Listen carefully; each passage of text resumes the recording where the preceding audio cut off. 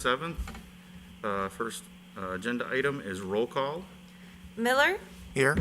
Rosado, Here. Beck, Here. Knopf, Here. Chancet, Here. Barron, Here. Wolf, Here. O'Brien, Here. Callahan, Meitzler, Here. Malay,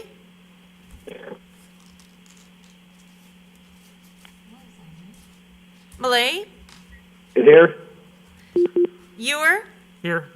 Cerrone, Here. and McFadden. Here. 13 out of 14. Okay. The next item is a reminder to speak directly into the microphone so everybody can hear us, especially when we're all wearing different face coverings. Okay, items to be removed, added, or changed. Do we have anything tonight? Okay. We will move right on to matters from the public. Is there anybody that called in tonight for matters from the public? Okay, that makes that quick. Next up will be item number 5, presentation of the 2019 Comprehensive Annual Financial Report, 2019 Single Audit, and 2019 Board Comments presented by Brian Lefevre. Sikich. Do you want to start off, Peggy, or? Yeah, I'll just Okay. add some information. We have provided, the reports are all available online. So anyone from the public can go onto our website and click on the transparency page or on our department page, the finance department page, and see all of the documents that Brian will be talking about tonight. We also have hard copies for all of you here tonight. Feel free to take it with you, home with you if you like. You can leave it if you prefer to look at it online, or you can take it home and return it if you don't want to have it sitting in your house. So with that, I'll turn it over to Brian, who is a partner at Sikich.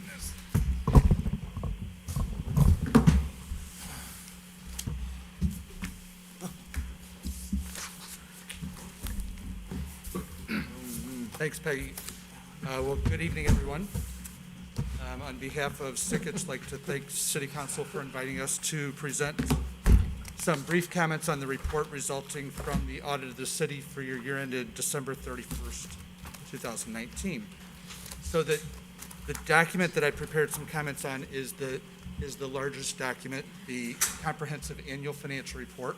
So within the Comprehensive Annual Financial Report, there's 3 sections: an introductory section, a financial section, and a statistical section. What's required under Illinois compiled statutes for an audit of the city is all contained within the financial section. If you just had a financial section, it would be an annual financial report. What makes it a comprehensive annual financial report is that introductory and statistical section. So within the introductory section, on the Roman numeral 3, is the award the city received for its comprehensive annual financial report for 2018. It comes from the Government Finance Officers Association. It's the Certificate of Achievement for Excellence in Financial Reporting. This was the 12th consecutive year that the city received this award. It represents the highest level of financial reporting within the local government industry. So you should all be commended for your leadership in participating in that program. Just beyond the financial section tab is the independent auditor's report. You see that's on Sikich letterhead. This is where we've given our opinion on the financial statements. In order for us to give an opinion on any financial statements that we audit, we're required to follow 2 sets of standards. One are the auditing standards issued by the AICPA, or the American Institute for Certified Public Accountants. And then the second set, and those standards tell us the types of procedures we need to perform when we're conducting our audit. And then the second set of standards are the financial reporting standards, and those come from the Governmental Accounting Standards Board, or GASB. And the GASB rules tell us what the financial statements themselves need to look like. So once we follow those 2 sets of standards, we can then give an opinion. We're pleased to present an unmodified opinion, and what that means is that the financial statements are presented fairly in accordance with generally accepted accounting principles, which are those GASB standards, free of material misstatement. And this is the highest level of opinion that you can receive on your financial statements. In addition, we also issued a unmodified or clean opinion on your compliance with your TIF districts, which is a required opinion that goes to the state comptroller's office. On page 2 of the opinion, you'll see in the third paragraph, we make note that a new GASB standard was implemented called asset retirement obligations. And I call this another liability that GASB calls a liability, but you and I wouldn't, the city wouldn't set aside dollars to retire wells that you're not planning on retiring, but that indeed is what GASB had to record a liability for this year. So we went ahead and implemented that. And then on the final page of the opinion, page 3, there's reference to government auditing standards, and that's reference to the single audit report that you have this evening before you. And I'll summarize that single audit report by explaining that any time the city expends more than $750,000 in federal funds, you're required to have a separate compliance opinion, which is in the form of the federal single audit. And that compliance opinion is 2 components. There's one component that we have issued an unmodified opinion on the city's compliance over laws and regulations that could have a material impact on your financial statements. And then the second is we're required to audit the major program, if you will, which this year was the IEPA loan, which was funded by federal funds. Your total expenditure of federal funds this year was just over $1.2 million. If you turn ahead a page, you'll come to the management discussion and analysis. It has its own separate page numbering because it's an insert into the final document as the city prepares the management discussion and analysis. This is the executive summary of the CAFR. It's required by GASB. As I mentioned, the city prepares it. We review it to make sure it's consistent with those GASB standards and the financial statement presentation. It's an excellent document to refer your constituents to if they're looking for information on the city's finances. This document, along with the annual budget document, really gives you a lot of information about the city's finances. And this document goes for 17 pages, but it really is a good read. It tells you a lot of things about what's going on that you're all obviously familiar with making decisions regarding. The last page I would bring to your attention is within the financial statements themselves. If you turn over to regular page number 11, so you're going to go forward about 25 pages, you're going to come to a document that says Statement of Revenues, Expenditures, and Changes in Fund Balances for your governmental funds, which includes your main operating fund.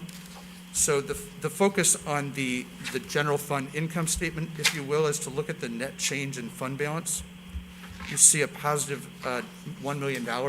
What that tells you is that you are structurally in balance. The revenue streams that were coming into the general fund were sufficient to cover the expenditures for your main operating fund of the city. Furthermore, your fund balance position was in a position according to your policy that was very key, obviously, as we went into 2020 when a lot of things changed in our world. So I just wanted to point that out to you, that was in a good position coming into 2020, and I'm sure that's been discussed at length with the council as well. The last thing I would point out to you is that if you're looking for information related to the city's participation in the pension plans, IMRF, police pension, fire pension, that information can be found on pages 68 to 73. What I would like to share with you is that the cities continue to fund each of those pension plans in accordance with the actuaries' required contributions. In conclusion, the audit, while being done in the remote environment, went smoothly, and we received all the information on a timely basis. The city staff, led by Peggy for the audit, are extremely professional, hardworking, and easy to work with, and that worked well with our hardworking remote Sickage team as well. With that, I'd be happy to answer any questions that you might have. Questions?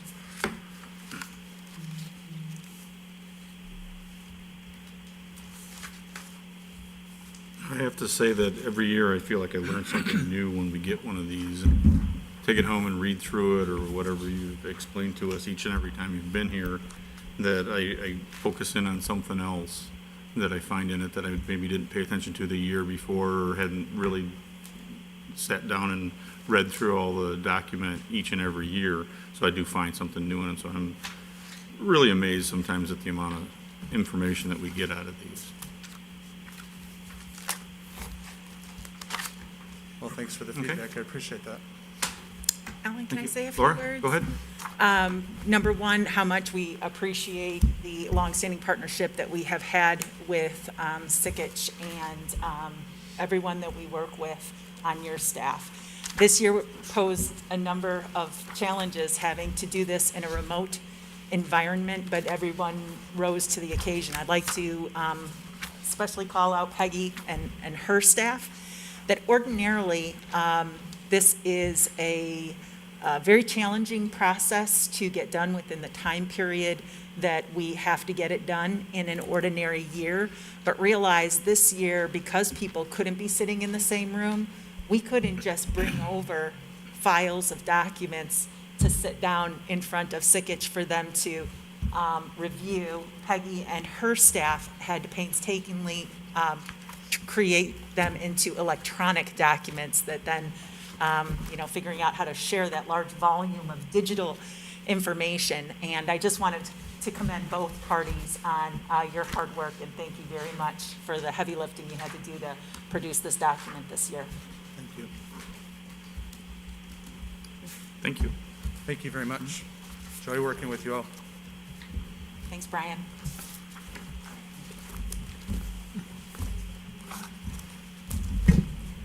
Okay.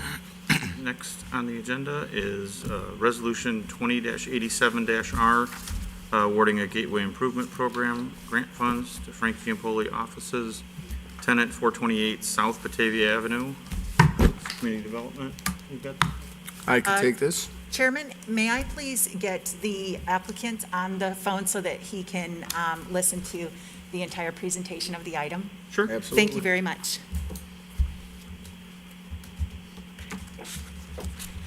This is Anthony. Can everybody hear me? Yes, we can. Yes, we can, Loud and Anthony. clear. Wonderful.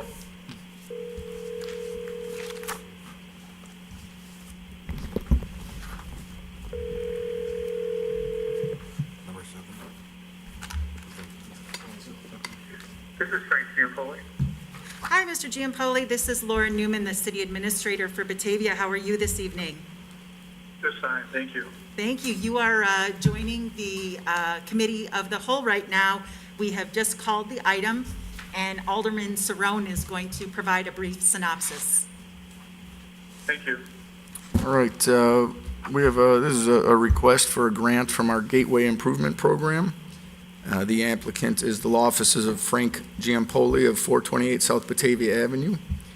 We approved this Gateway Improvement Program last year to incentivize businesses to improve their curb appeal, especially along those roads that lead to the City Central Business District, or better known as arterial roads.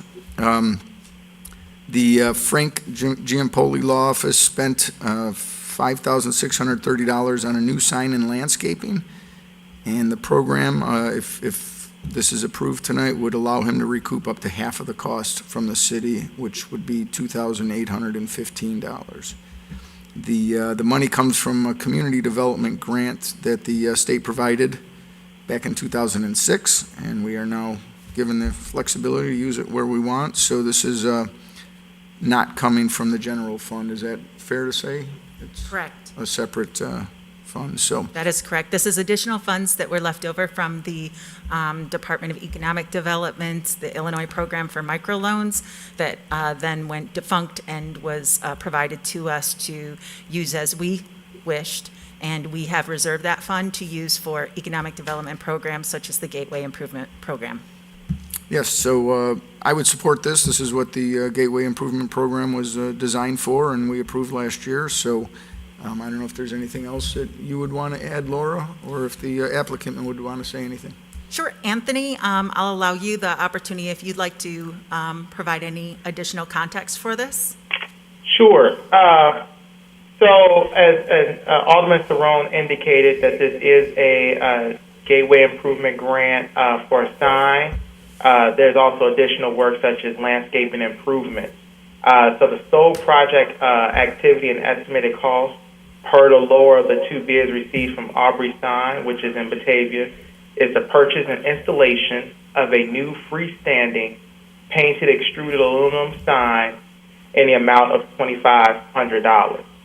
Mr. Giampoli is also requesting a gateway improvement grant to upgrade the landscaping in front of his building. The project activity and estimated cost per the lower of the two bids was received from Distance Landscape in the amount of $3,130. According to Mr. Giampoli, installing a signage and upgrading landscape will enhance his business visibility and brand awareness. Staff recommends that the City Council, the Committee of the Whole, approve the attached Resolution 20-087-R, awarding a matching grant to Frank Giampoli Law Office in the amount of $2,815, or 50% of total project cost, whichever is lesser. I'd like to give this opportunity for Mr. Frank Giampoli to give a little bit more about his business and anything else he'd like to share at this time. Thank you. Can you hear me? Yes. Okay. Basically, I've been in that location now for 24 years. The sign that is existing there is the original sign, although we have changed the placards for the different tenants in the building. All of the tenants are lawyers. There's 4 lawyers in the building, and each lawyer has staff, either a paralegal, a secretary, or both. So I've been there for 24 years. The sign obviously shows a lot of wear and tear. The dentist who is immediately to my north, John Keckley, redid his sign a couple of years back, and that's when I really started thinking that I got to replace my sign. It just looks poor compared to his. And then the building at 510, when it got sold to, I believe BATV Enterprises bought that building, they put a brand new sign up, and it looks nice also. So when I first had discussions with Chris Haston about, the grant program, I thought that would be something that I could utilize to be able to do that. Now, at first, my original plan was to do a lot more, do a change somewhat in the front of the building, bring the facade out and a few things like that. But money issues on my side of it really won't allow me to go that far. I tried to keep the costs down and also to try to get something that would last a while. And that's the reason why I was requesting the aluminum extruded sign, which I think will look nice. It will look fairly similar to the dentist sign that's immediately to my north. And I thought that it would last the longest, got the best wear and tear. And I know that it's been stated already the cost of that is around $2,500. The landscaping, we had a couple of bids on that, and several were way off the charts. I mean, we had one bid over $9,000. But again, they were tearing out bushes and things like that that I didn't think it needed.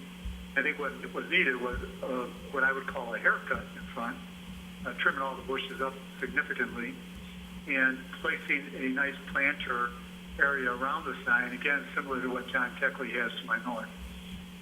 So with that, that's basically a summary of it. As I stated before, I have been in Batavia for 24 years, so it's not like I just bought the building or anything like that. And if the Batavia can see fit to assist me on this, I would really appreciate it. Thank you. Okay. Did anybody else have anything to add? Joe? I love the idea. I'm happy to see somebody else coming forward and taking advantage of this. The only question I have is in regards to the balance left in that fund. I think we moved some of that money, or we used some of that money for the COVID assistance in getting businesses back open. Yes, that's a great question. We already had this grant application in hand, and so we have not designated any of the funding that would affect any of the grant applications that are currently under consideration. And that's what I'm looking at. Do we still have an opportunity for other businesses to take advantage of the grant money while it's there? Yes, we do. Okay. In addition of the 80,000 that had been cordoned off from the 150,000 that we originally put into the Gateway Improvement Fund, we have only disbursed about 25,000, or I should say, approved grants for about 25,000 of the 80,000. So, you may determine that what you want to do with that remaining balance as well. Thank you. Anybody else? I think it's a great idea. I think, we've got other businesses down there that have expanded or moved in that area, and I think it's just the right place to just keep doing this.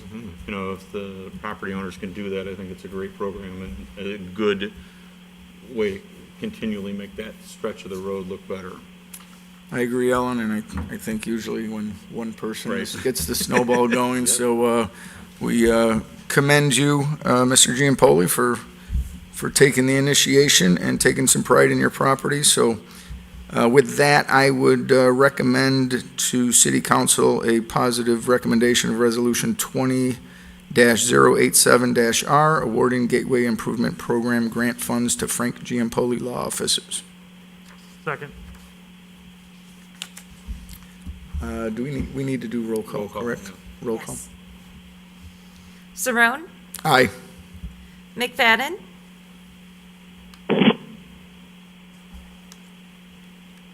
McFadden, Aye. Miller, Aye. Rosado, Aye. Beck, Aye. Knopf, Aye. Chanzit. Aye. Barron, Aye. Wolf, Aye. O'Brien, Aye. Callahan absent, Meitzler, Aye. Malay, Aye. and Ewer. Aye. Motion carries 13-0. Thank you, Mr. Giampoli. Have a nice evening. Thanks, you know. Okay, next up is ordinance 20-43, limiting the number of video gaming sites in the city of Batavia. And I believe, where's Mark at? Turn that over, Charles. No, I'm gonna take it. Go ahead. I'll take it. Yeah, this ordinance is to put a limit on the video gaming in Batavia to a maximum of 8. We had a discussion several weeks ago to talk about this, and based on the outcome of that discussion, we decided to move forward with having an ordinance drafted for this. So everybody knows, the 8 that exist right now are the VFW, Speedway, Bulldog Cellar, Full Moon, Rosati's, Crosstown Pub, Funway, and Riverside Pizza. Some of the reasons that were listed to the pros for doing it are video game, or reasons to impose a limit include video game signage is unsightly to some. Patrons who do not approve of video gaming will not patronize businesses that have it. Gambling addiction causes severe financial harm and has been the source of loss of not only money but livelihoods and family relationships. Gambling preys upon those least able to afford it. Video gaming is not something that aligns with our vision of what is appropriate in Batavia. Reasons to not impose the limit include, since it was allowed in 2016, there have been very few establishments that have applied for a video gaming license. This is likely attributable to the fact that the City of Batavia's ordinance requires both having a liquor license for at least 1 year prior and a significant annual fee from the machine operator. The city last year realized revenue of $80,858.19 for its municipal share of the state gaming tax for video gaming receipts. At a time when the city expects that its revenues will be impacted in a significant way by the effects that the pandemic mitigation measured will have on our municipal revenue, potentially for the next few years, it is not advised we eliminate this source of revenue. I do want to point out that this wouldn't eliminate any revenue because we're not eliminating the gambling. It would still be, should still get that same revenue or somewhere in that area. Consumption taxes like video gaming alleviates the burden on taxpayers since revenue may come from residents and non-residents. In the case of Batavia, the Speedway truck stop is the highest grossing video gambling site by far, accounting for 35% of the total amount played in Batavia. As demonstrated by the majority of the establishments currently holding licenses, video gaming has provided a few small independent business owners the ability to supplement their revenue. A limit on the number of licenses provides a competitive advantage to the existing license holders and may discourage potential new business owners who would like to have this potential opportunity for supplemental revenue. The city allows other forms of gambling such as lottery tickets without limiting the number of establishments that can sell them. The city allows the sale of other addictive vice products such as cigarettes and alcohol without limiting the number of establishments that can sell them. And lastly, the police department has had no noticeable increase in criminal activity that could be linked to allow video gaming. I guess I'd like to open up for discussion. I know that I've said my piece over the last year and a half or so, so if anybody wants to discuss this further, or we could go to vote.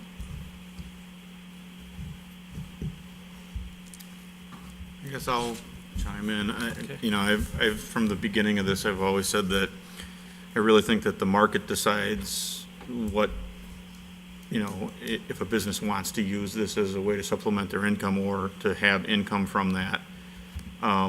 It's driven by those businesses. I have yet to have a business owner that has one of those come to me and tell me that they think they've lost business because they put it in, you know, that they've had people come in and tell them, you know, maybe one or two of all the businesses that are here have had somebody come in and say, well, I'm not coming back because you have gaming in the business. As far as all the vice questions and everything, it's personal responsibility. People want to do it, they're going to do it, and they're going to do it somewhere. And to put our businesses at a competitive disadvantage because they can't get that, I think is the wrong thing to do for filling up empty spaces we have in this town and allowing businesses that want to come into this town to have that opportunity, to have that as a revenue source for their business or an attraction for their business. So I'm going to vote against limiting them. Dan? Question for staff and for Laura. I know that there are some businesses that are sort of in the pipeline that have not come through, that are not on this list of 8. Are those businesses aware that we're looking at putting a cap? Did they make any motion to try and quickly get set up, or are they acknowledging that they're not going to get it together? We have not specifically reached out to businesses who in the past expressed an interest, so I'm not sure if they are just not interested in moving forward with it or if they're unaware of this. We did have at least 2 or 3 businesses that were expressed with serious interest, right? Yes, there are some businesses that have a liquor license, and I'm not even sure whether they are pouring, but Right. they understand that having a liquor license for at least 1 year is a requirement for having video gaming. So I believe that they have that so that they can leave the door open to adding that to their business. Sure. Given that, I do tend to agree with Alan on this. However, that said, if the temperature of the group is to limit these, I feel like we should at least give an opportunity to those businesses that are in the pipeline to sneak in very quickly and set the number to whatever that final application number is. I wouldn't want to pull the rug out from the people that thought they were getting a license at some point, especially because it's so few of them. Mayor? Yeah, there's a couple of aspects here that I'd just like to bring out for discussion. In my many years here, I've faced the issue one time before where we were talking about liquor licenses. And we had a tavern in town that went out, put themselves on the market for sale. And one of the aspects of their sale advertisement is that they owned the rights to one of the liquor licenses in Batavia, and that there was a limited number, and they had one to sell. And they didn't have anything to sell because this body, on an annual basis, renews those liquor licenses. And if somebody's not behaving, as the liquor commissioner, I can recommend to you that we don't renew somebody's license because of some things that are going on or whatever have you. So I think whatever we're going to pass here, we need to emphatically state in that document that these are annually renewed, and that this is not any, because we name these 8 people, that next year maybe 5 of them or 6 of them will easily pass the test, but maybe there's 1 or 2 that you're not going to like, but specifically the police department may come in here and tell you what's going on in this place, and we should retain at all costs the rights to yank these licenses if in fact they're not doing what we expect them to do. And, on the same token, I certainly, I remember having to bring the gentleman over here that put his tavern up for sale and said that he owned one of the licenses, and he thought that that was worth a lot of money to him to be one of the liquor holders, and I said, well, you better take that off the advertisement, because you don't own nothing. I mean, the city council of Batavia granted you that license and expects you to comply with all the rules, regulations, and if you don't, we'll just take your license away from you. And so that's why I think we put a cap on the number, but we've always had the ability to amend it and say, okay, a new one's coming in, or if one leaves, or yes, we've had this before where they have misbehaved and gone out of business, so we made a motion on the floor to reduce the number of licenses by one. And so we keep a very strong cap on it, so that somebody isn't coming in, oh, there's an available license here, let me run into Batavia and get it. Because the other part of this thing that I really think we should watch, and I agree with Alderman Ur from the perspective that there is this other business out there called video cafes. And they specifically want to target the senior citizen population. And I have been several times advised that we are a prime community for a video cafe where they really don't care anything about selling any liquor. They just want to bring you in and let you sit there. They're going to give you a nice lazy boy chair and everything else, and you can just sit there and play their machine. And they specifically like to site these places in close proximity to senior living communities. And so as an example, I would suggest that, I guess it would be up in the 3rd Ward or the 7th Ward, the corner at Fabian and Randall, you got that vacant there where the banks were that are now gone. I've had people in there asking about, can we rent one of those stores and put a video cafe in there, because it's right down behind it is Windmill Manor, the big one out there already behind Walmart. There's another one under construction behind Walmart, and Homestead is just down the street. So they think that this is the community and I've talked to other mayors in some other towns, that this is the trend that goes on, is that they specifically like to get these near senior living communities. So I've had some other folks ask about trying to get one downtown here so they can get themselves nearer to Heritage Woods and River Rain and all this other good stuff. So I think it's beholding to us that we do keep some kind of control over this thing, because you're going to have, you could have several in here very quickly if we didn't take a fairly strong stand, and I think we have to this point in time. I guess I think there should be, if we get a good restaurant or some place that seems like it's really going to be an addition to downtown Batavia specifically, that we should keep some kind of a door open that we could say to them, okay, we'll amend the ordinance based on your commitment that you're going to do this, this, this, and this, and have some leeway there. But on the same token, I certainly agree that we need to keep some type of a tight control over the number of these floating around, and that it's not easy. It's a mountain to climb to get a license in this town for this use or for liquor, either one. Mr. Mayor, I would agree with you that we don't want to relinquish any control over the liquor license or this gambling license. Absolutely. I also agree that I don't like the idea of these gaming shops, but I do like the idea that at least we have it as a tool for some businesses, because they're struggling as it is. So as long as we keep control over it, if we want to put a hard number to it, that's fine. Like for years with the liquor license, we've had a hard number that, 5, whatever the number was.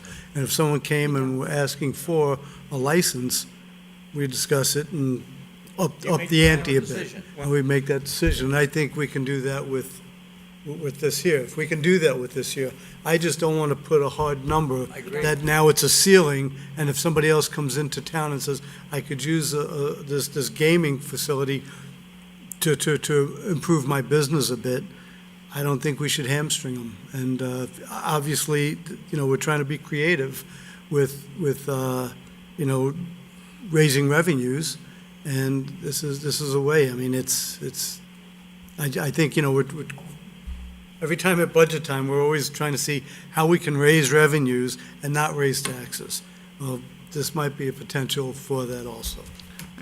I want to make sure we get one point out here that's right. We do not have a cap on liquor license. We do not. We We don't. used to, We used We used to. to. but we do not now have one. But you don't get one until. in Right, other we words, still have to approve it. Yeah, If we absolutely. had 37 and one went out of business, the normal procedure is we reduce the number then down to 36. Not anymore. We Well- haven't done that for a long Well, time. yeah, but you don't get one, you don't come in here and Right. whether you got an empty license, let me go get it, now No. I'm gonna open it up. We still have to approve Because we them. don't You have a guys system. don't, nothing gets done until you, Right, ladies and gentlemen, approve. but there isn't a cap on the amount No. of Well, liquor however you wanna licenses in put any it. The category. cap is you. Right, as long as we have control Right. over who's ever getting it. Right, which is, Joe? Mike, you brought up a good point. We have a cap on it, and somebody comes in and wants us to expand that cap by one, like we did for the tattoo shop. We raised our limit by one. Somebody comes in and says, hey, I've had my liquor license for a year. We can take a look at that business and say, you're nothing more than a video cafe. You're not a restaurant that's using video gaming as a tool to enhance your revenues. You came in with the end goal of being a video shop, gaming shop, and oh, by the way, you got a liquor license along the way. We don't have to increase the limit at that point. We can say no at that, We control it, right. right, You stay in total command of the situation at all times. absolutely.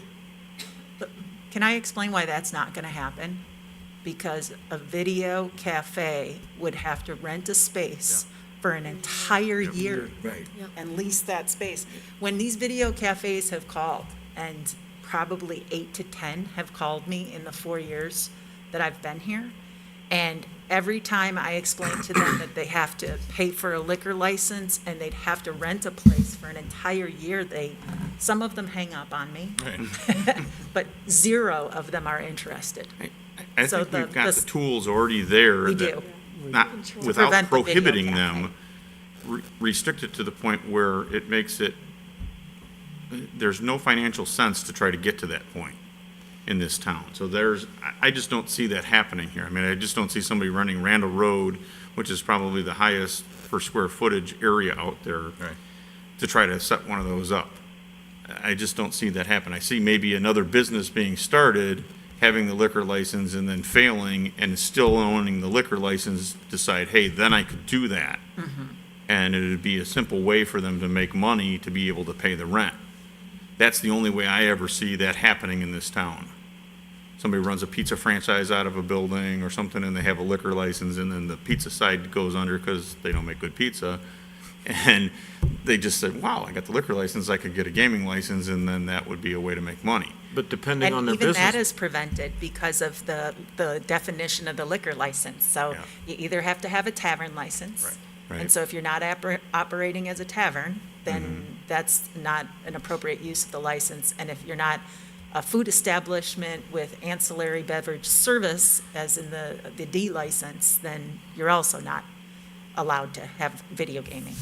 And as the mayor mentioned, these have to get renewed every year. So if there's any funny business going on, we can say, we're not renewing your license. Right.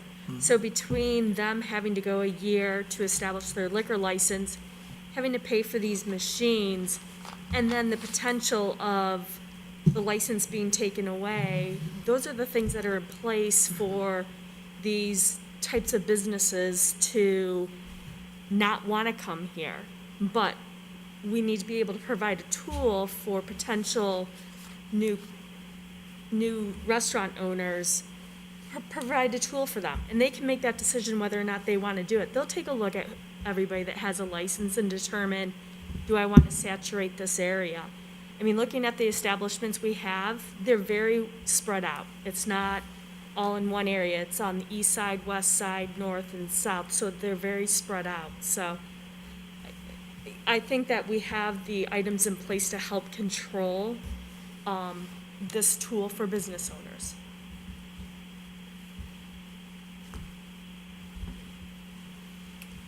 Nick wants to say something. Nick? I just have a question. Yes. Because I'm for limiting it and then providing a variance or whatever for anybody coming forward, but do we have any concerns about, there are some instances we've raised red flags where, hey, it opens us to having unfair business practices or whatever it is called from a legal standpoint. What are we opening ourselves up to in that regard? Exactly that. So as long as, you would have to justify it on non-discriminatory reasons why you are denying increasing the number of licenses which are available. And so long as you were able to articulate a non-discriminatory basis for doing that, but it does open the door so that if, for instance, we were to raise the number for one business and not raise the number for another business that looks very similar, then it opens the door to what that decision was based upon. So you'd have to make sure that you were very consistent in approving or denying the expansion. The cap is very weak then. It honestly is. If it's that easy to bust through it, and our hands are tied in cases where a legitimate business comes to us, I guess I have a philosophical question. Are we lamenting that we even allowed this business practice here in the first place? I know that we struggled with it for a really long time. Part of me feels like I regret my vote, but I don't know if we can stop it now that it's here. I don't know a good way to land the plane. So if we're setting a cap, we have to acknowledge the cap is at 8 with the intent on never issuing another license if we're trying to land the plane. That should be what we're doing here. Correct. And that's not what we're talking about, but I think that's the intent. And that actually, I wouldn't be opposed to that if we said we're going to have none. But talking about breaking the cap, I think, is contrary to what the intent of what this discussion is tonight. Agreed. I think that the intent of this is, hey, it's 8. And I talked about it before, that, hey, if one of these goes out of business, let's come back and rewrite it to 7.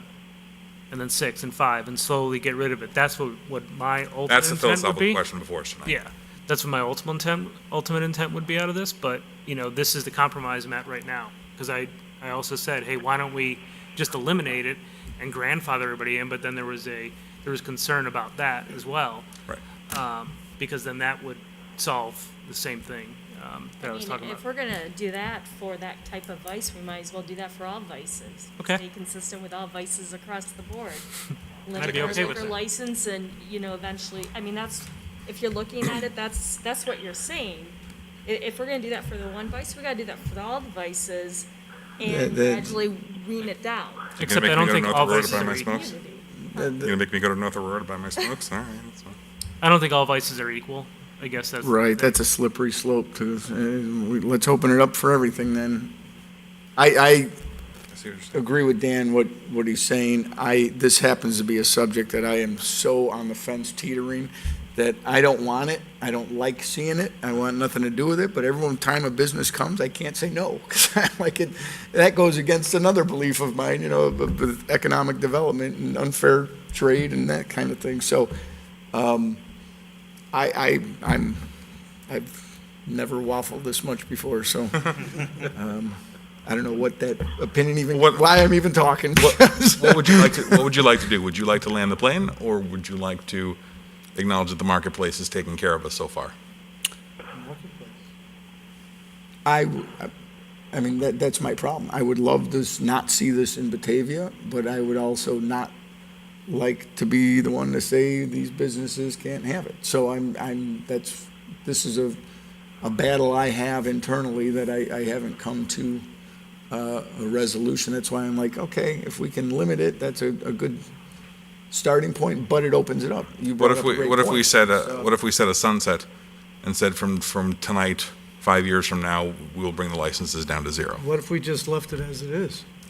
I'm trying to I understand trying to you're understand the trying to philosophy. dominate it, but I'm If we're just trying to wondering. get to 0, let's set a number of years to get us down to 0, or let's let the marketplace decide it. That seems to be the only two options I before mean, that's a us. strange message to send to a business, though. You're gonna have this license for 5 years, Yeah. next year. Or 10. I don't care how many numbers, how many years it I'm is. just saying that, Either way. I'm not thinking that's sending a real positive number to people And so that much can change in the next wanting to 5 invest in years. Batavia.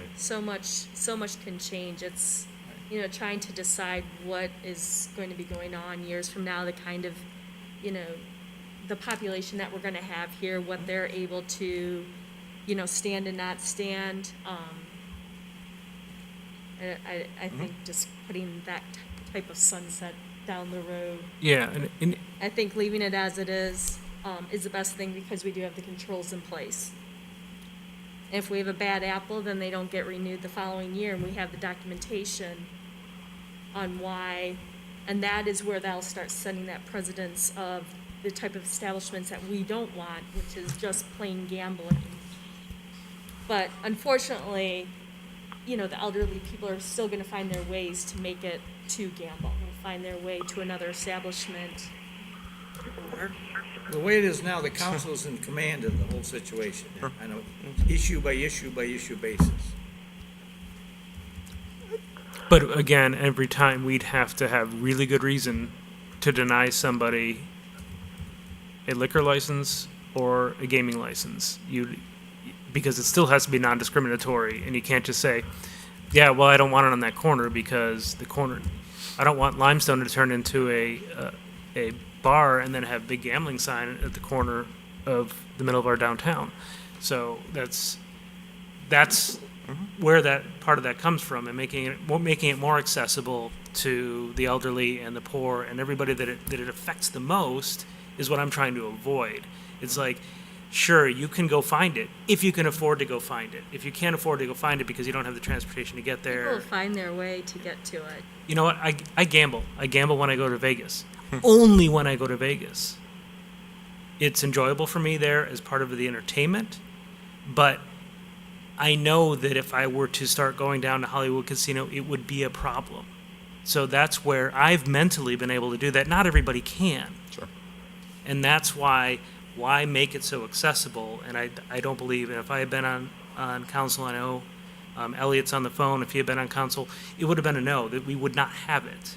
And I'm not looking down, I don't want to sunset it and say, hey, in 5 years, I don't want to take money out of anybody's pocket that has made that part of their business. I don't But think it's it's not inappropriate part to of- have, I don't think it's inappropriate to have the discussion, though. Yeah. If the end result is we're trying to get out of this game. But it would only be if Bulldog Cellar goes away, then the next person, that's where I start knocking them down as people lose their license or whatever. That's where I would knock them down eventually. Or again, like I said, eliminate it, but grandfather everybody's in. We could achieve that through a resolution, that the council acknowledges we currently have X amount of licenses and that we won't be granting any additional licenses as the current businesses start to close. We could do that with a resolution, Yeah. too. But you're saying, Dan, that if the council is looking to do this. Right. I mean, that's- If. You're making that argument, I'm not making that I know argument. that you're not, and actually, I'm not even sure I'm making that argument. I mean, it's not like that's I just where want to we're understand, looking- I just want to it's understand not the like that's where philosophy. we're looking to go. Understand. Okay? I don't gamble at all, okay? People have to be accountable to themselves, and so I can't protect everyone. Now, businesses have come to our city, you know, and you look at the list of these businesses, these are all good businesses, and they're all saying they need some help. Sure. All these successful businesses. And so that tells me that things are kind of tough out there. And if we can help these people, not hamstring them, and say, yes, we'll be happy to give you a lift up. Now, if any of them decide they're not going to comply with the rules and regulations, then they lose out. And that's the stick, okay? So, but if other businesses come in and they have a liquor license for a year and they paid $1,500 a year for this license, and they say, we're going to comply with rules and regs, why would we hamstring them? I just think, good for them, if we can help them. And we're helping ourselves also, not just ourselves, but we're helping the city in acquiring raising revenues that we desperately need. Again, I'm not taking any revenue away from anybody. No, Taking any revenue away from- I'm not saying you are, I get it, but the revenue that's gonna be lost if we pull the license from somebody, if somebody goes out of business, and then it goes from 8 to Something 7. replaced, right, okay. You know, there's a cost there. I don't think we should go that route. I think we should keep it, as the mayor said, that we control it. If someone comes in and that's a responsible party, we grant them a license. If they're irresponsible, we pull it from them. Anybody on the phone? Yep. This is Tony. Yeah, Tony, go to speaker. Yep. It's not speaker. Is that better? Nope. Hello. I'm getting feedback here. Let me try calling back.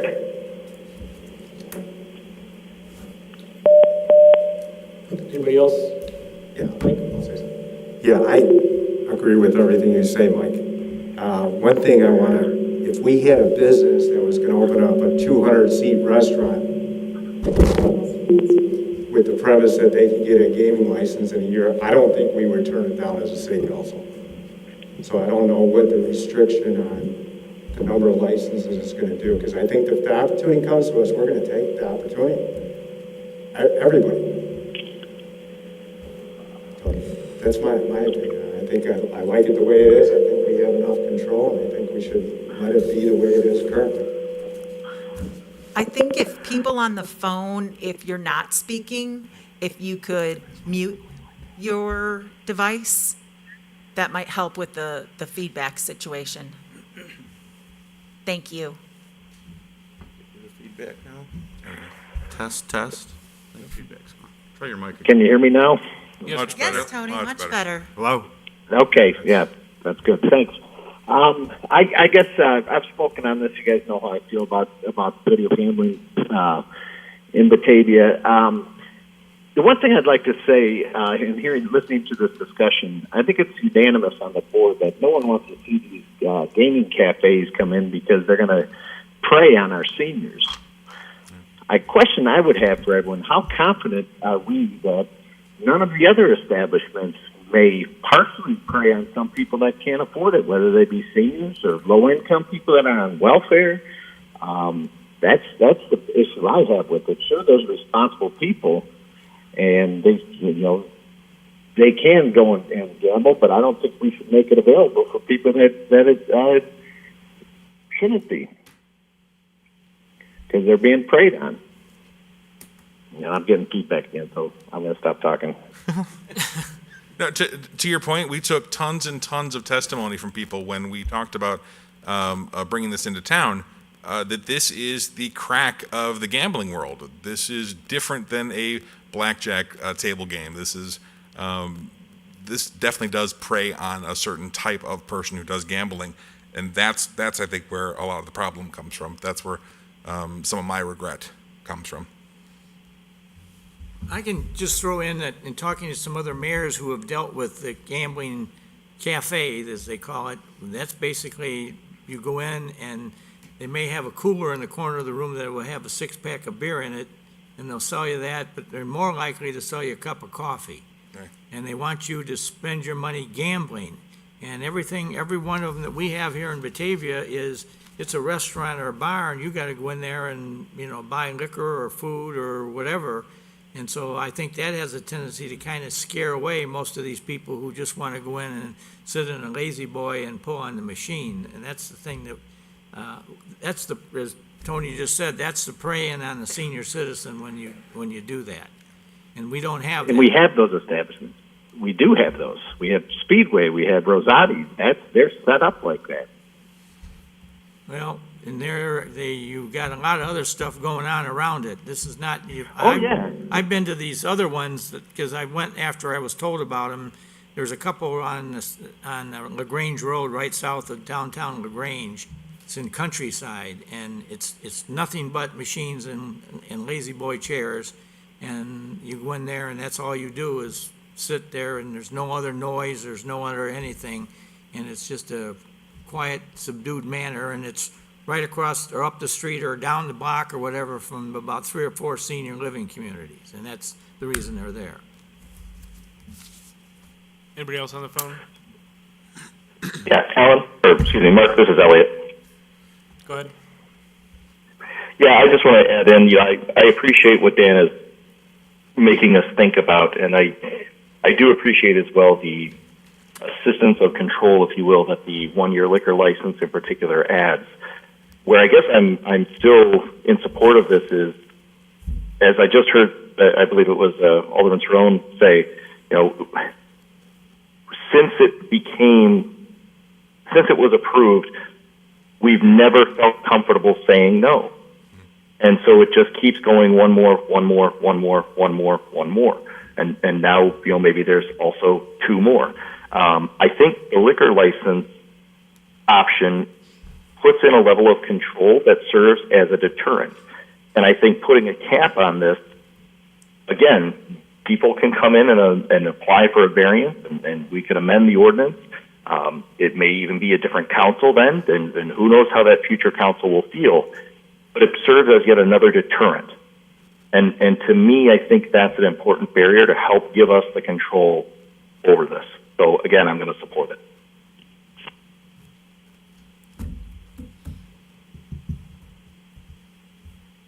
Keenan?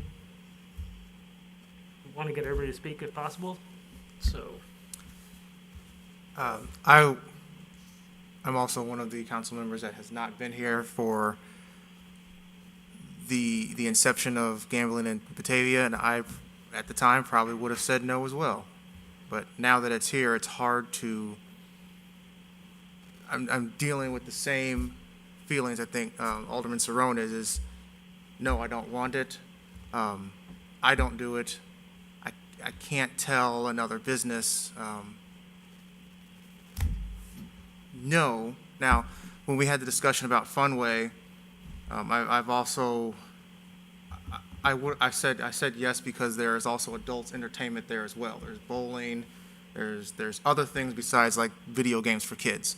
Now, when you look at possibility of like Chuck E. Cheese coming to us and asking for video gambling, there's not a whole lot of adult stuff there to do. So that would be one of the reasons I would say no to Chuck E. Cheese. But again, I'm one of 14 people, and how do we make that distinction between saying yes to one and no to another, which puts us in, like Laura was saying, a legal bind.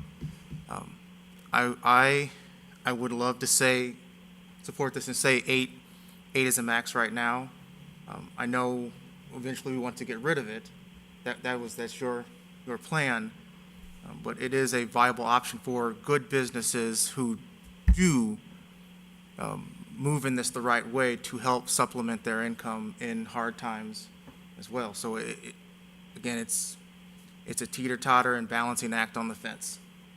So I would support this, but probably for a different reason that you would. It deters people coming in just to have a liquor license, to have a gambling, a video gambling area, because you have to go through a year of it. So you're going to get mostly good businesses that are coming to do it the right way. But then somebody else wants to come along and let's say we get some more development in town and we have a great business for a year, we can review that, and we could, if that's the argument we want to make for allowing someone or denying someone. We have a variance that if we say yes to this, we can say yes to someone or no to someone. Drew? I'm feeling a little like Nick on this one, that I'm really conflicted. When this first came up, I was adamantly opposed to having video gaming in town. It passed, now it's here, and I struggle with the idea of if we limit the number of licenses and cap it now, we're putting any new businesses that come into town that may want to have it at a disadvantage, and I don't think that's the right thing to do either.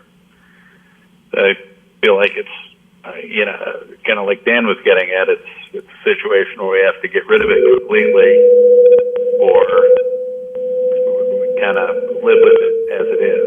My biggest concern with the whole thing was the gambling cafes that the mayor's been speaking about, and I think we have a pretty good system in place to keep those out.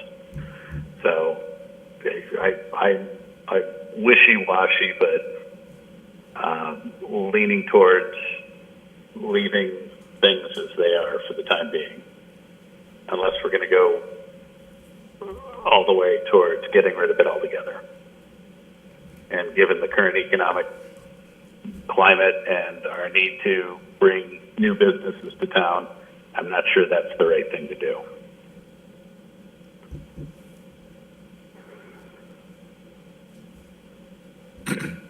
Nick?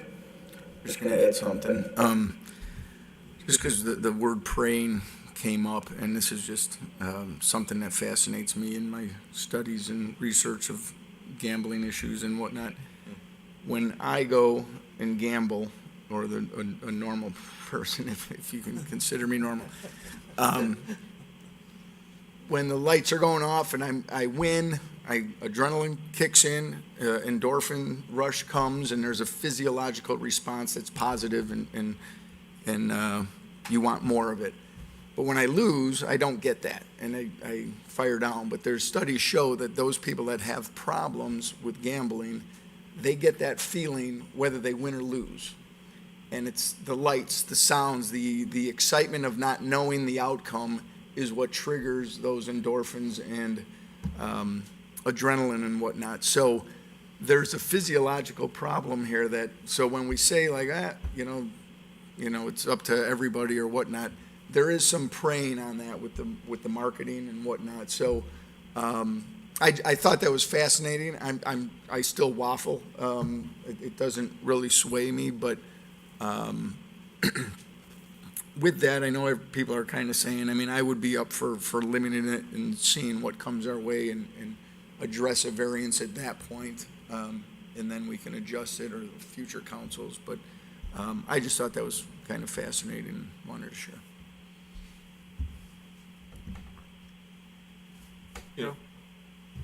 I appreciate the going back and forth and being on the fence, and I've been that way with a number of issues. And what just hit me on this one and kicked me to one side of the fence is, what if one of these places came and opened up next to where my parents lived, and my parents were in the group that were being preyed on? How would I vote? Now, my parents are in another state, and this doesn't affect them, but that solidly puts me on the side that I don't want it. I would want to see a hard limit in place. Make it somebody that's being preyed on, and see if that doesn't kick you off the fence, because it just kicked me.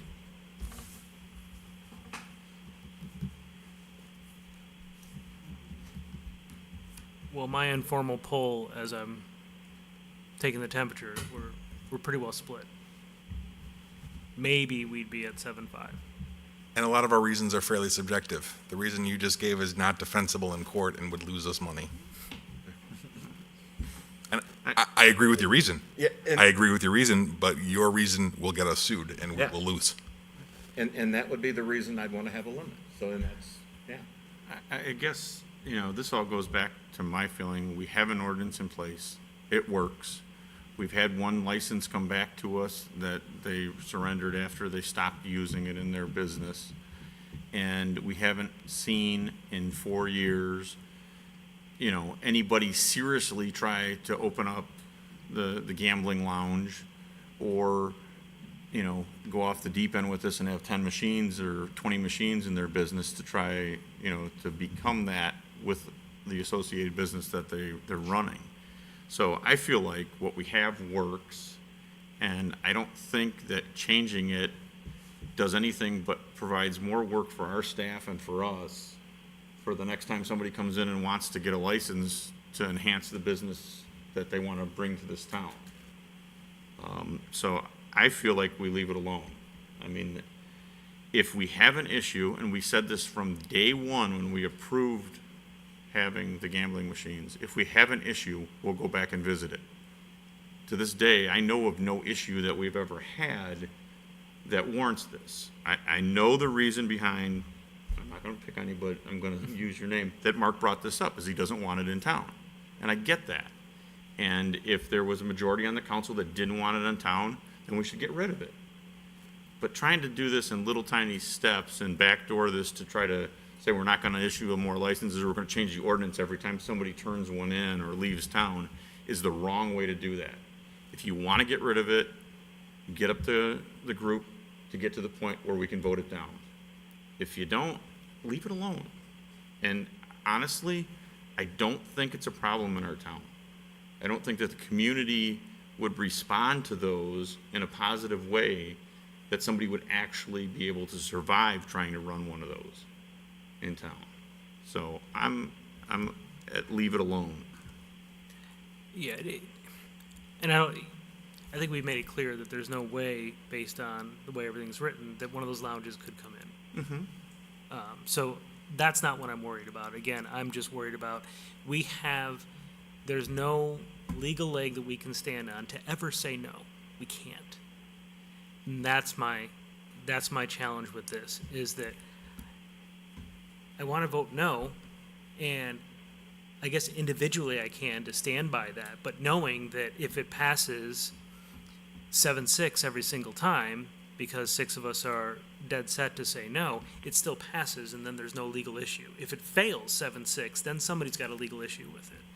So I'm willing to not do this and then bring something back that says, let's eliminate it and grandfather the folks that are in it. And then there's no question, because it's not allowed, but those people that have it grandfathered. Just like a sign ordinance that, hey, we change our sign ordinance, and as soon as your sign falls over, you need to fix it to meet the new ordinance. But it doesn't mean that you have to tear down your sign and put up a new one and spend the money. So we could just completely eliminate it that way. And then there's no legal loophole that we should have to worry about. I mean, I would want verification from our attorney, but as far as I know, that would be that's the safest way to do it. Just say we no longer allow it, other than those that have it. They're grandfathered in. That's not a cap. That's not a cap. That goes to eliminate it. That goes to eliminate it in the long run. If like Alan says, if that's what I'm ultimately trying to do, then that's what I would go for. And if it passes by a 7-6 vote, I'm okay with that. I mean, I think, like I said, I think we'd be close right now if we did a vote. It's your choice. If anybody cares to make a motion on ordinance 2043. So moved. Second. Motion by O'Brien, second by Ewer. Roll call, please. No, wait, I just want to clarify. Yeah. We're doing it on limiting the number. We're not This is saying what is in what the ordinance. you just talked limiting about the number eliminating. as the ordinance is written. Just as a point of discussion, you did raise the other idea, though, is instead of a cap, is to freeze them. That's a different direction. Yep. Well, it's to eliminate it, but then grandfather in those that already have it. Right. That's not this. I say that is. That's not That's this. not That the is motion. substantively different than the motion that's being made right now. Correct. Correct. Can still be brought up at a later time. We can see how this For sure. goes. Okay. Roll call? O'Brien, No. Callahan, absent. Meitzler, Aye. Malay, Aye. Ewer, Aye. Saron, Aye. McFadden, No. Miller, Aye. Rosado, No. Beck, recusal, Knopf, Aye. Chanzit, No. Barron, No. and Wolf. No. 6-6. Motion failed. Your Honor? Mayor votes no. Right. Motion failed. 6-7. So, does the mayor vote at a cow meeting? Or you want to? I don't know if I do or not, but Yeah, I was gonna say, I don't know that Put we, the vote on the record, but I believe with it being a tied vote, that the motion failed. right, it would be a fail and it would go, to council with a failed recommendation. Point of order, we have one recusal, which goes with the winning vote. On a recusal, I don't think it does, because she's not part of this discussion at all. Oh, it's because she left. If it was an abstention, I think it would be. I mean, I guess we'd have to ask Got it. legal 'Cause she counsel left. about that to make sure, but She left, you're right. yeah. It's, And just because I'm curious, would you mind making the motion about the grandfathering? because that's substantively different. That would basically be to direct staff to come up with an ordinance for that. It would not be, to do that tonight, because that's not what's on the agenda. I'd be interested in this, I'd be interested in a straw poll, because listening to the discussion, it sounded like that motion might have passed, might have. Yeah, we could have done that had we amended it before we voted. In my mind, that is more drastic of It a is, measure yeah. than what you just voted on, because that means that you are voting for the elimination of video gaming in Batavia. But you are grandfathering the existing businesses that have it. Okay. So we're sending it to council with a 6-6. Mm-hmm. And making sure Marty calls in. Because we need that 7 vote. We have 2 weeks to waffle. Yeah. I'll check with the city attorney, but I'm not sure if this is not, you did not move to send this to council.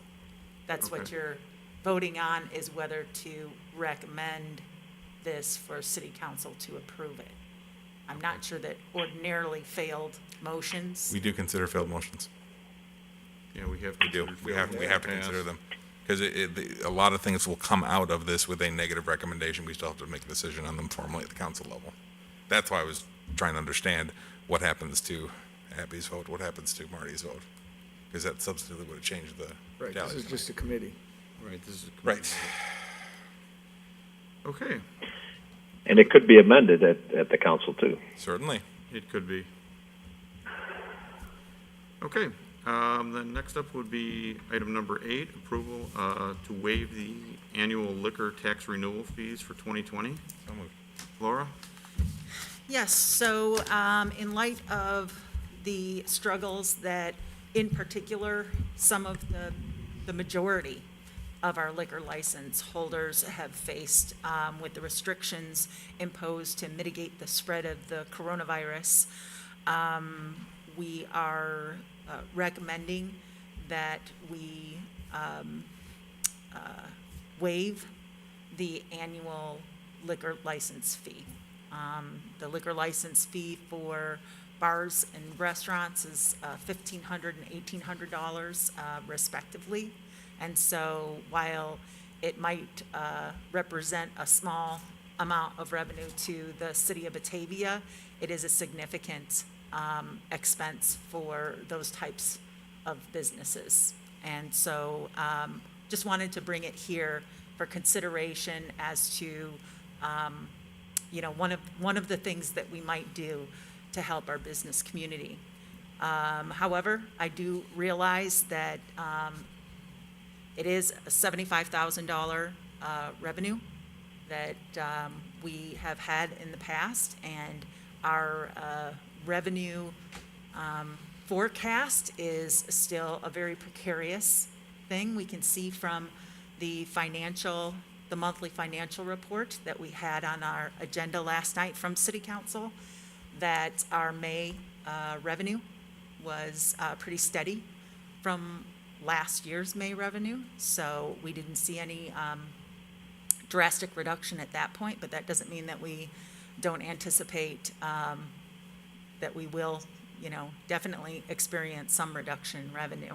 So we're trying to weigh the balance of that. One of the things that I found persuasive was that it had the support of both our Director of Finance and then also the Police Department is the one that administers the license renewals as well. And so both of them felt favorably toward us extending this waiver. One of the reasons I brought the comments up last night about the money coming through the county was, in preface to tonight on this question, would that, if we deem that not taking this revenue in through that, would that be applicable under that? Could we use some of that money to supplant this money into our budget when we knock the $75,000 hole in it? or another hole in it. Yes. Economic assistance to small business is one of the categories of expenses that municipalities may use the CARES Act funding for. One of the ways that I would make sure that this is characterized as economic assistance rather than plugging some hole in our revenue side Right. is that we would send out letters to the current liquor license holders and saying that they could apply for a grant to cover the cost of their, And that's what I wanted and to. we would offer it in that Okay. regard. I think some businesses, some larger businesses who have not been affected by COVID may even not take the time to make the application for the waiver of that amount because it represents a very insignificant cost in terms of their overall business. And so I think that was It's a, a potential of 75,000 up to. yes, up to. And that was my question when I asked you Yes. about that, about the CARES Act. That was a question that I had sent to her, like, what is where do we stand with this CARES Act? Right. Because that's where I could see that.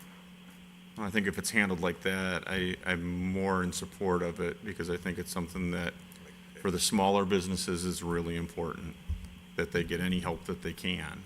So I think that that's something we should do. Anybody else have any I comments? agree, and That was your I, idea, wasn't it? yeah, Alderman I Sedone? brought the grant idea up Yeah. because of that. But also, just to eliminate 75 grand scares me. I mean, that's gonna come back. We sit here for a month and debate about $50,000, so. Spent a half hour on $4,000, so. And, right, and I would, Bikes.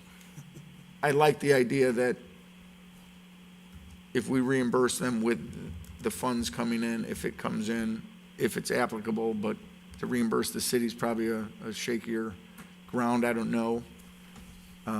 But I would be for that, under those guidelines. I don't want to just waive it. Joe? Nick said if too many times. And I'm serious. There were too many ifs to make a decision that has that kind of an impact. And I'm going to bring up 2 points. Something the mayor said last night, don't spend this $2 million until we have the money. We don't have the money yet. It hasn't been decided yet. Why are we now making plans to spend money we don't have? And the second point, I'm going to read from a memo. At a time when the city expects that its revenues will be impacted in a significant way by the effects that pandemic mitigation measures will have on our municipal revenue, it is not advised that we eliminate this source of revenue. We just got done talking about the potential to lose $80,000 in gaming tax revenue, and 5 minutes later, we're okay with giving up $75,000 in liquor license taxes. We don't want to do one, but we want to come in and do another. I don't see those two following the same path. They're both divergent from each other. One, we're saying, do not cut city revenue by $80,000, and then we're coming back and saying, let's cut city revenue by $75,000. I don't support this. I I'd guess. say the consistent thing between the two of those is that they're economic development measures. So in this case, we are trying to offer assistance to small businesses in both of those cases. So in the case of video gaming, it allows them this potential revenue stream to assist their business. And in this case, it's the avoidance of an expense. But in both cases, yes, both cases do affect our revenue. And like Alderman O'Brien said earlier tonight, in a couple of months, we're going to sit here and we're going to talk about how we raise revenues without raising taxes. And it's, I guess my response to that would be if we don't help the businesses out and they're not here next year, they're not going to be making any money with video gaming. what other businesses are next that we can help out? Because the ones that we're going to say, we're going to help you out with your liquor licenses, what about the ones that don't have licensing fees that go to the city but that have other struggles? When does that list get exhausted of all the potential businesses in Batavia that we're going to go help out? We had the COVID-19 small business grants. We are looking for ways to assist a variety of business, and especially businesses who are on the fringe, that where giving them grants of $1,500 or a couple $1,000s is really going to make the difference to them, so that not only because we want them to stay in business for themselves and the things but for their employees, for the other revenue streams that their businesses produce, that, again, those come back to the city. So their liquor taxes will come back to the city. I would just, I recognize the train of thought. I would acknowledge this as a business banker, half of the restaurant and hospitality jobs are gone. And what are we doing to help the workers that lost the job? And this is a drop in the bucket, but it is a step in the right direction to assist a business owner with their bottom line to keep the place open. It's not a lot of money, but it's a something, and if they want to apply for the assistance, it's certainly a step in the right direction. That's all I'm getting at. And yes, we could be writing checks forever to a lot of businesses. There are plenty of businesses that didn't take a check and didn't apply for PPP loans because they knew that they weren't going to survive on the other end of it. There are other businesses that recognized that if they didn't take the loan, they weren't going to be able to pay their people. So every business has to make up their own mind on what they're going to do. And going back to your other point, slots are not socially acceptable. Drinking at a restaurant, that is socially acceptable. That is the difference. But either way, they're a net positive to the business if they take advantage of either one of these two. And my fear in having this discussion on the open is that now some of us appear to be anti-business if we don't go for this. And I'm not painting you in that corner on purpose. All I'm saying is if we take a step back and say, yes, in the grand scheme of things, in a $140 million budget, $75,000, and I know we can say that for a lot of things, $75,000 is not a tremendous amount of money. I think of this as a micro grant. Half of the year is already burnt. And if these businesses aren't around next year to apply for the license, then what's the point? You know? Peggy, you came up to say Hi, something? yes, thank you. Did just want to add a few points in regards to, first of all, this would be a one-time thing. If you eliminate the video gaming, that would be every year forever that we would not have that revenue. So that's the distinction there. I definitely understand where you're trying to decide, well, what about the businesses that don't serve liquor? Well, how can we help them? That is definitely understandable. Laura and I had the discussion. I said I really don't want to waive it for the big box at stores because that money is nothing to them. But that's why I really like the idea of the grant, because I feel that hopefully they would not apply to get that grant money back. But there are definitely, because we felt we couldn't distinguish, between the type of liquor license, that fee that we would waive. It would have to be, we would have to offer that grant. And funny you should say that. The other side of all these businesses that are down for the year, there's like 2 businesses that are up for the year, home improvement and liquor stores. Yeah. They're doing great. Yeah, well, that was my first thought, but there's Right. a lot of restaurants that have liquor licenses that do need the assistance, and this would be a one-time thing rather than an ongoing thing.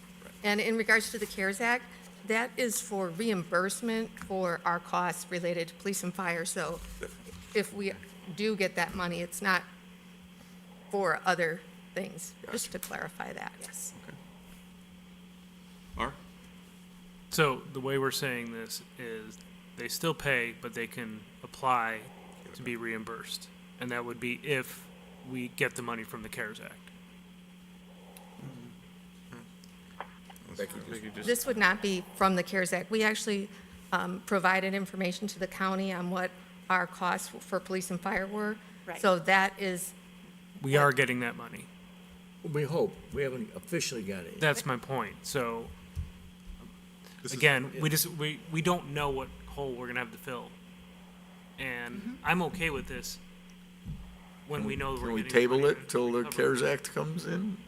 determination? Is that if- what you're if they're- asking? They're going to pay anyway, right? And when is it due? When are their? So the state of Illinois, they have to renew their state license by the end of this month, and they cannot apply for their state license without their local license.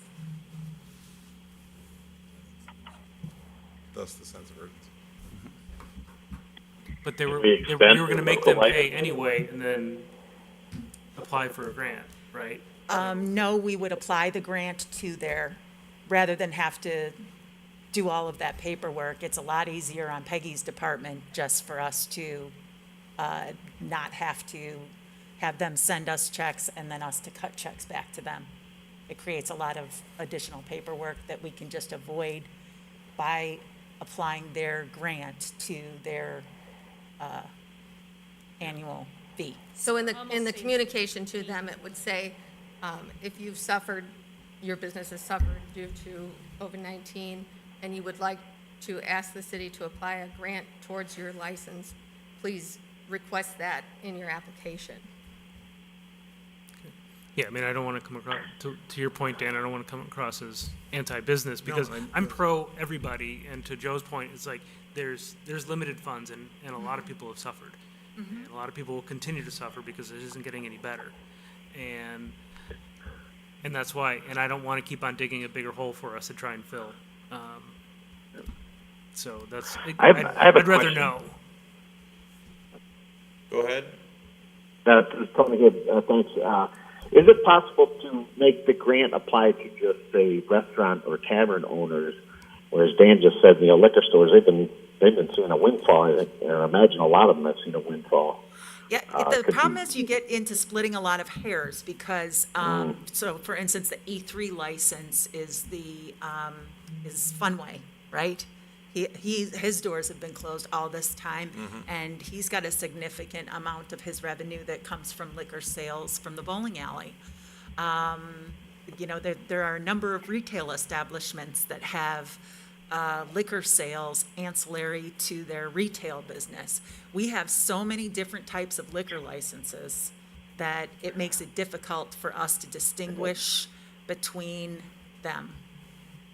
Yeah. I guess what I was trying to get at, there's packaged liquor, which sales seem to have been doing quite well, whereas, service,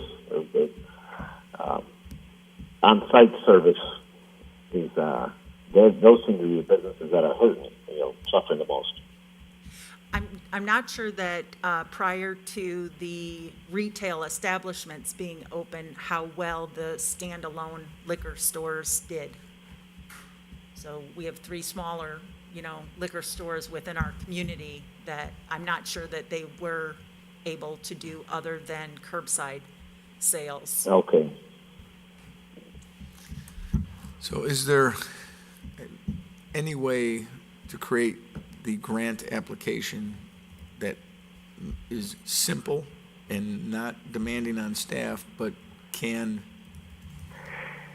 differentiate between those that succeed? I mean, is there a way to provide a question that asks, what have you suffered or whatnot?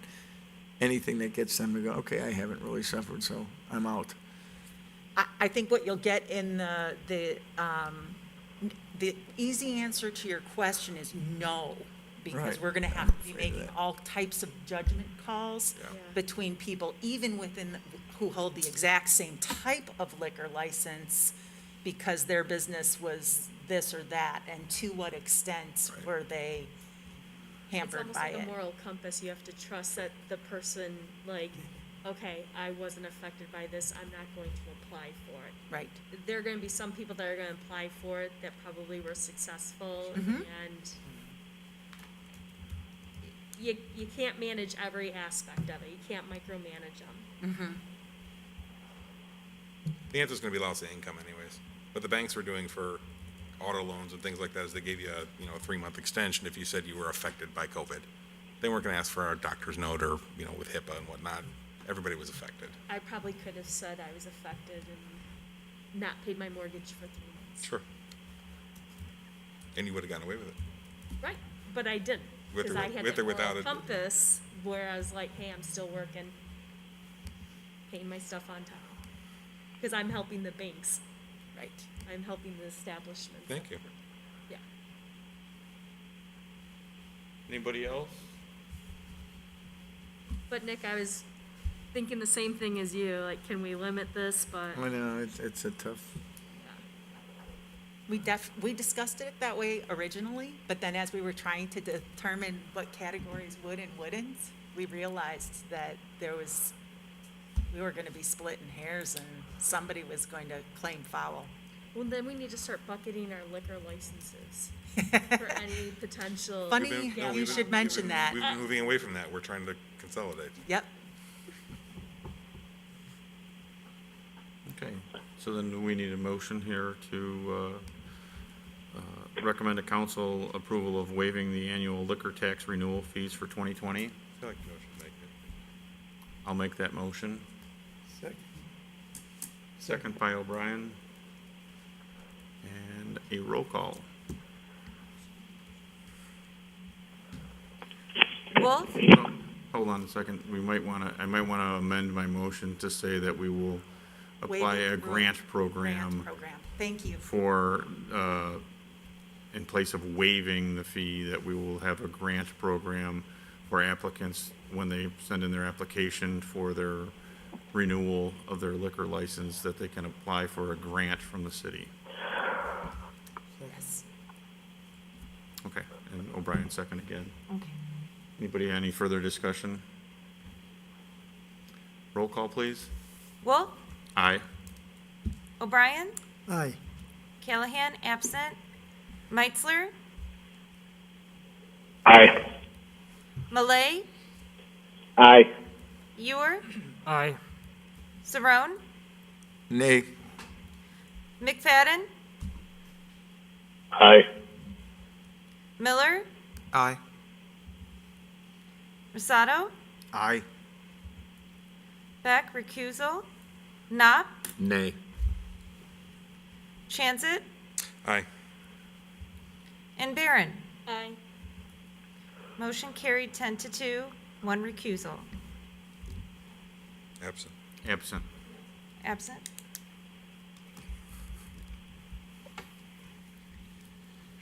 Okay. Next up will be project status. Anything? I wanted to discuss under project status. Yesterday, under other, Alderman O'Brien had brought up the fact that our public dining area on North River Street does not have much visibility and simply looks like kind of a closed road due to construction.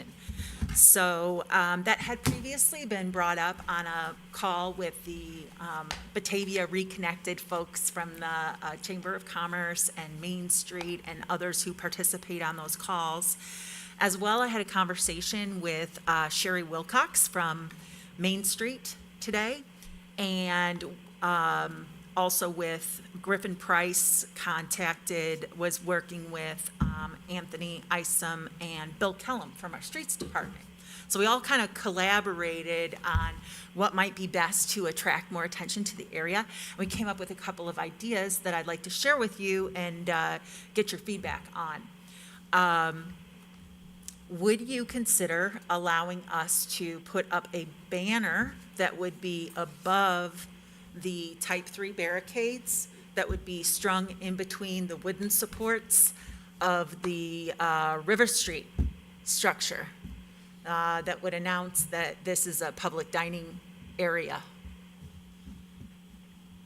Is that something that city council would consider? And as well, we're going to do some more of the A-frame signage as well at the sidewalk level, but that doesn't really help with the cars coming by. But you know, one of the things that we noted was because the tables are so colorful on South River Street, you almost notice them just as you cross over westbound over Shumway and Wilson intersection. It becomes apparent to you that there is a public dining area that's happening over there. The same is not true of the public dining area that we've made on North River Street. And so we're hoping that maybe this will draw the eye there and bring more attention to the area. I also heard from Sherry that she is hosting a meeting with the North River Street businesses tomorrow, I believe, and she is looking for feedback from retail establishments and restaurants and property owners. Now that we have a few weeks of the street being closed under our belt, how things are working. Is it working as a fully closed street? Was it working better as a one-way street? What other amenities might they like to see added to that? Are they interested in having live music? Are they interested in having other types of activities on the street? Are more tables necessary? Do the tables need to be moved to other areas? So I'm looking forward to getting her feedback, and I will provide that to City Council with recommendations on how we can improve the utilization of that space. But I saw a lot of nodding as I was talking about the banner. I wasn't sure what feedback I would get because, you know, that arch is kind of a special thing, and I wasn't sure if you were going to be amenable to having something on it. Too soon. Everybody's okay? It'll be below the circular portion of it, correct? Yeah, we're not going to cover up the part that says River Street. No, it'll be I think we'll have to directly head over to the underneath. popcorn depot and get popcorn and sit in front of the What's Happening page. Because that'll be fun. We could have a meeting about just that. Sherry liked the idea from Main Street. She thought that would be a real good start there, so. I think a banner would be good. Didn't somebody bring up lights last night too? Mark did. And how exactly did we end that? I've forgotten already since yesterday. Is it possible to do string lighting across that as well? I'm sure that anything is possible. I mean, the difference between North River Street and South Water Street is that on South Water Street, there are trees and public fixtures on which to string those lights. I would also point out that in either location, that the ending period for it being outdoor seating is 9 p.m. and it doesn't really even get dark until 9 p.m. So lights in these areas, I'm not sure unless we're having activities later into the night, and I don't think that the police department would be interested in us continuing to serve liquor during those hours out there. That's where I'm not sure about whether the lights add to it or not. I think River Street, it still would, because the bars are still open past 8 Right. o'clock. And eventually, hopefully, you know, full seating inside will be a thing. And if we move into a space where, if and when we decide that closing the road completely is not what we want to do, it still brings a sense of place, a placemaking, a traffic calming effect. And if cars are going through there at the same time that pedestrians are at night, it's going to slow things down, and it's going to create that ambiance. So I think it would still be a good thing. Yeah, I agree. String lights never made anything worse. I agree that having lights, if the lights are on until 11, 12 o'clock at night, it still draws the attention. And someone's like, oh, I didn't notice that before. Maybe they go there the next day to see what's down there, people passing through. There's all kinds of things that, it's no different, frankly, than hanging flowers. It makes it more attractive, just at a different time of day. It's just there we would need the permission of the private property owners in order to string the lights on their buildings and figure out a way where the electric comes from to serve that. Because I don't think our street lights are tall enough there, or No. would be something that we'd want to ask our public works to try to do from those. I mean, my suggestion would be there is a light service company that is the one that put the lights on South Water Street, maybe to ask them for a proposal for what they would do there. But again, it's dependent upon those private property owners agreeing to allow us to attach our lights to their building, and there's probably some liability that's associated with that as well that we would have to insure for. I mean, I don't mean to do design work or anything like that, but just as opposed to stringing perpendicular across River Street, maybe we just did it parallel and just run it on the sides. This way we'd have no conflict with emergency vehicles. Just in the right way. Just up another right. And maybe that is a question to ask our Public Works, the lights that we have there, is he on? We have to use our microphone, Oh. sorry. Yeah. Maybe that is something to ask our Public Works Department, with the lights that we have there, could we go with the Parallel? lights along along That's the a neat idea. street? Just a way to do it and do it simply, Mm-hmm. if that's possible. Keenan? Alderman Miller? I was gonna say, are the signage, signs that are blocking off the street, they're the IDOT ones that are mandatory, right? That we can't move those? Yeah, I think in Gary's email today that we got, there was a Right. list of what has to stay and what Okay. doesn't. Yeah, the A-frames have to stay, the concrete barriers do not. Well, no, I'm talking about the, Type 3. The type Yes. 3, I should say, excuse me. the yeah, type because 3. when you drive by, like you said, it looks like a construction zone. I can't even see down the street. Like when you see South Water Street, you have the blue umbrellas against the green backdrop of the trees. Like it's two different streets. It's open. So like having the lights or having something to draw your eye down that street. Right. Because I drive by there every day and I can't tell what is going on down the street. Mm-hmm. So that's why And I it's- didn't know if those had to stay. Yeah, well, and they're on South Water Street as well, so we are using are, the yeah. exact same barricades. It's just an just open- that because it's so colorful over there and because of the difference in the elevations, and there aren't, on North River Street, there's two tall buildings before you get It's to bookended. that Yeah. street space to see it.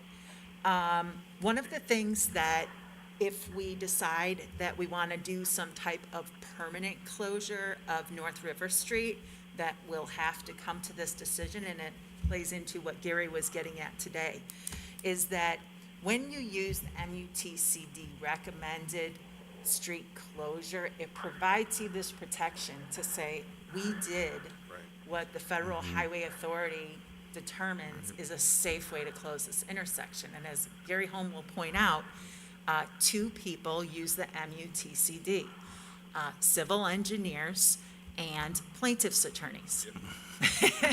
So when bad things happen, you can point back to the fact that you've used the recommended way of doing that. The other way of doing it is if you make sure that you put in enough positive protection to make sure that those bad things are prevented from happening.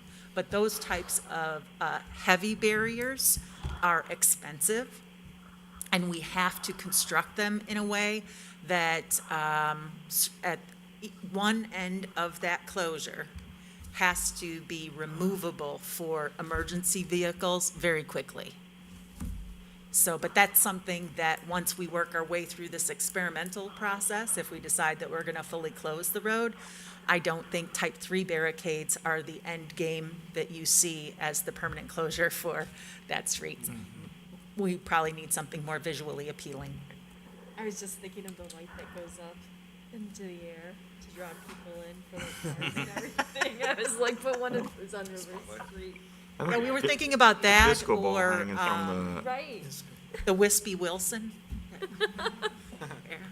And what about large concrete planters? Hey, we've got a few of those. Exactly. But I Someday. think adding the banner on the street that says public dining, I think that would help be a draw. Yes. Draw people away from looking down at the concrete and the. And will Griffin be designing that, something fun and Yes. attractive? Yes, he will be. public dining and businesses open or something, I think, are the Right. two keys that have to be on that, so that, when you drive by, you realize it's not just the streets blocked. Right. Okay, Okay. any questions for Laura? Okay, then we'll move I've on got to. One ahead. thing I just wanted to bring in.